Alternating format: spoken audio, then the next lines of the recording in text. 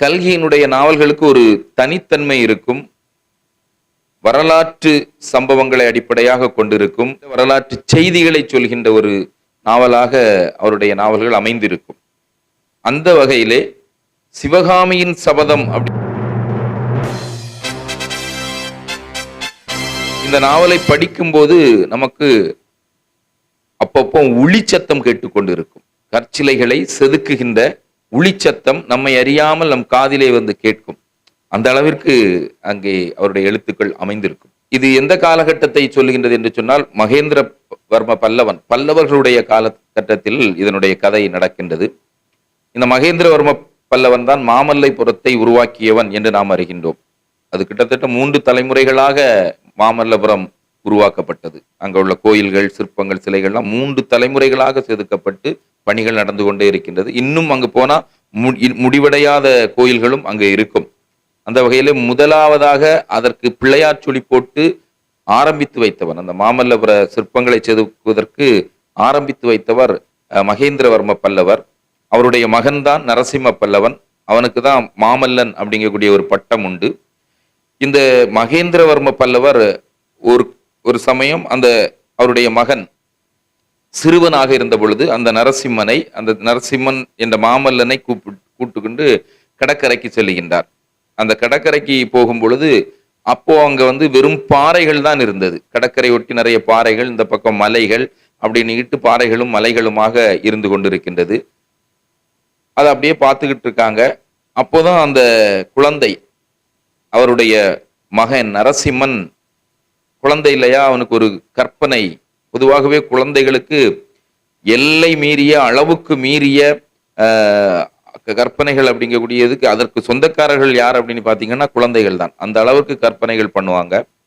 அந்த குழந்தையும் அப்படியே அந்த மலைகளை பார்த்துக்கிட்டு, இந்த பாறைகளை எல்லாம் பார்த்துக்கிட்டு, அது ஒன்று ஒன்றா சொல்றான். அந்த தன்னுடைய தகப்பன் மகேந்திரவர்மனிடம் சொல்லுகின்றான், அப்பா அந்த பாறையை பாருங்க, யானை மாதிரி இருக்கு.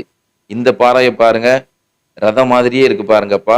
இந்த பாறையை பாருங்கப்பா, கோயில் மாதிரியே இருக்குப்பா. இந்த பாறையை பாருங்கப்பா, வெண்ணம் உருண்டை மாதிரியே இருக்கு இல்லையா அப்படின்னு சொல்லி ஒன்று ஒன்றா அந்த குழந்தை தன்னுடைய தகப்பனிடம் சொல்லுகின்றது. அவன் சொல்வதை வைத்து எப்பவுமே அப்படிதான், ஒருத்தங்க ஒரு விஷயத்தை சொல்லி இதை பாருங்கன்னு சொன்னா நமக்கும் அதுக்கு பிறகு அது அப்படி தோண ஆரம்பிச்சிடும். அப்படித்தான் மகேந்திரவர்மனுக்கும் அந்த குழந்தை சொல்வதற்கு முன்பு அதெல்லாம் பாறைகளாகத்தான் அவருக்கு தெரிந்தது. ஆனால் அந்த பிள்ளை சொன்ன பிறகு அந்த பாறைகளை, மலைகளை அப்படி பார்க்கின்றார்.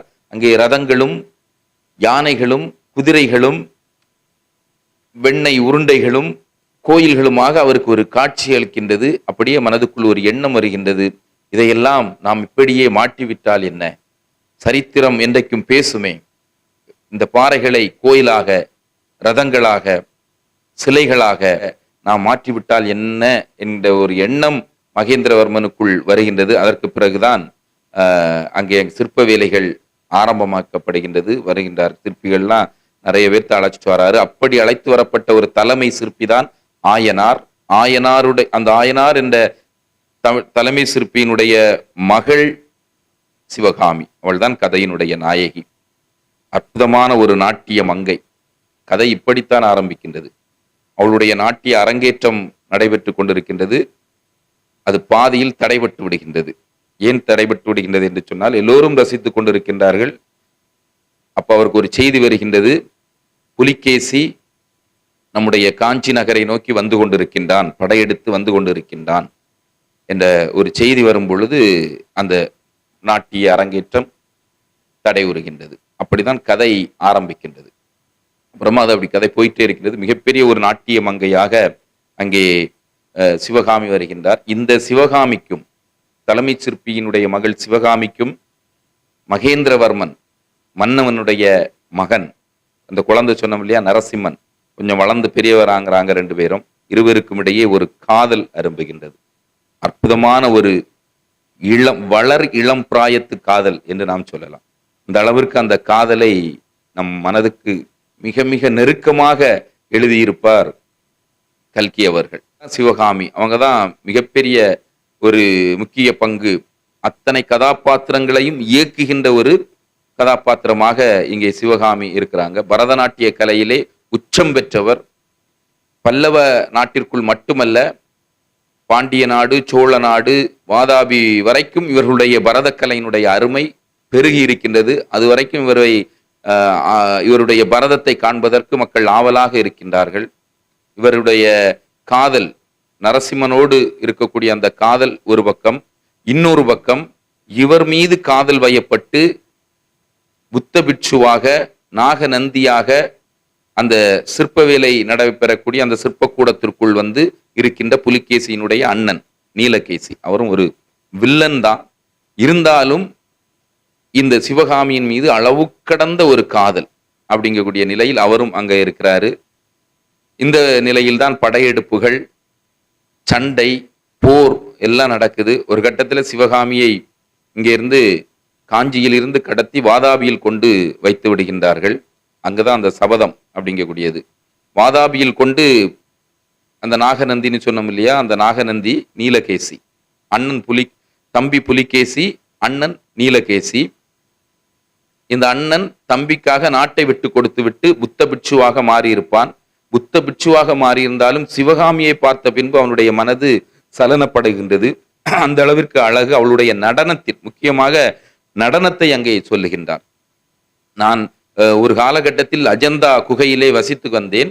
அஜந்தா குகையிலே எனக்கு பெண்களே தெரியாது. அவர் அதான் அந்த நீலகேசிக்குள்ள கதாபாத்திரம் அதுதான். கிட்டத்தட்ட ஒரு பிராயம் வரைக்கும் அவருக்கு பெண்கள் என்பதே என்ன அப்படிங்கக்கூடியது தெரியாது.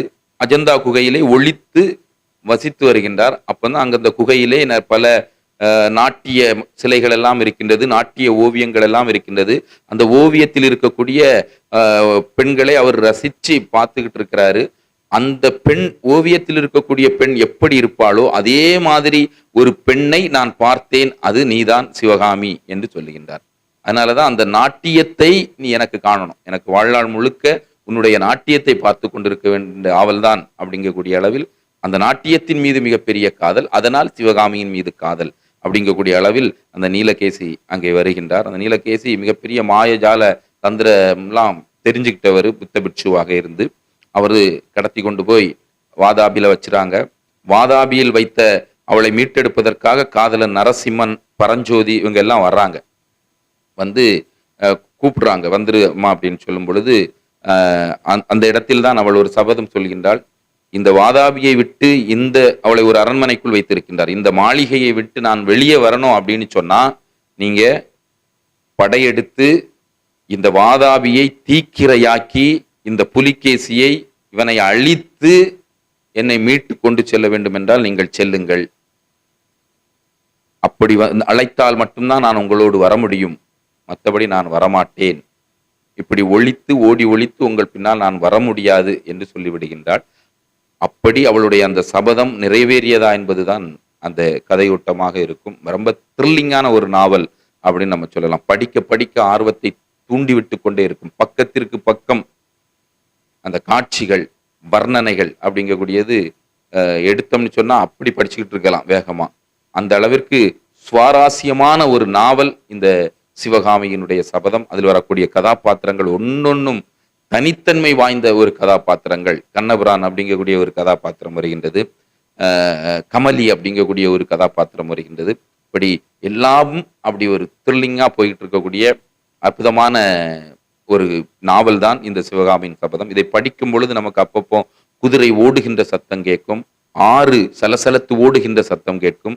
ஒரு இடத்துல ஒரு பெரிய புயல் மழையெல்லாம் வரும். அந்த புயல் மழை அடிச்சது மாதிரியே ஒரு உணர்வுக்குள் நம்மை கொண்டு வந்திருப்போம். அதுதான் எழுத்தும் சரி பேச்சும் சரி, கேட்பவர்களுக்கு அல்லது வாசிப்பவர்களுக்கு அந்த உணர்வினை ஊட்டி அந்த உலகத்திற்குள், அந்த சூழ்நிலைக்குள் வாசகர்களை அழைத்து செல்ல வேண்டும். அப்படி இருந்தால் மட்டும்தான் அதை எழுத்துன்னு சொல்ல முடியும். அப்படி பேசுவதை மட்டும்தான் அந்த பேச்சு என்று சொல்ல முடியும். அந்த அளவிற்கு அதுல 100% வெற்றி கண்டவர் கல்கி அவர்கள் என்று சொல்லலாம். நம்ம எங்கேயோ அழைச்சிட்டு போயிடுவாரு, பல்லவ காலத்துக்குள்ளேயே அழைச்சிட்டு போயிடுவாரு, காஞ்சி மாநகருக்குள்ள அழைச்சிட்டு போயிடுவாரு, யானை படைகளுக்குள்ள நம்மளை நடக்க விடுவாரு, குதிரைப்படைகளோடு நம்மை ஓட விடுவாரு, மழை புயலுக்குள்ள நம்மை அல்லாட விடுவார் படிப்பவர்களை. இப்படி பல மாயஜால தந்திரங்களை கல்கி தன்னுடைய எழுத்தின் மூலமாக சிவகாமியின் சபதத்திலே நமக்கு தந்திருக்கின்றார். வரிசைப்படி பார்த்தோம் அப்படின்னு சொன்னா, காலகட்டத்தின் வரிசைப்படி முதலாவதாக சிவகாமியினுடைய சபதம் இந்த நாவலில் வருகின்ற பல்லவம், மாமல்லபுரம் இதெல்லாம் அங்க வருது. அடுத்ததாக பார்த்திபன் கனவு, பல்லவர்களை பார்த்திபன் எதிர்க்கின்ற ஒரு எதிர்த்து போரிடுகின்ற ஒரு நாவலாக அது இருக்கு. மூன்றாவதாக அந்த சோழ பரம்பரையினுடைய கதையை சொல்லுகின்ற பொன்னியினுடைய செல்வன். இது மூன்றும் அந்த வரிசையில் இருக்கின்றது. இப்படி ஒரு அற்புதமான நாவல். வாசியுங்கள், நேசியுங்கள்.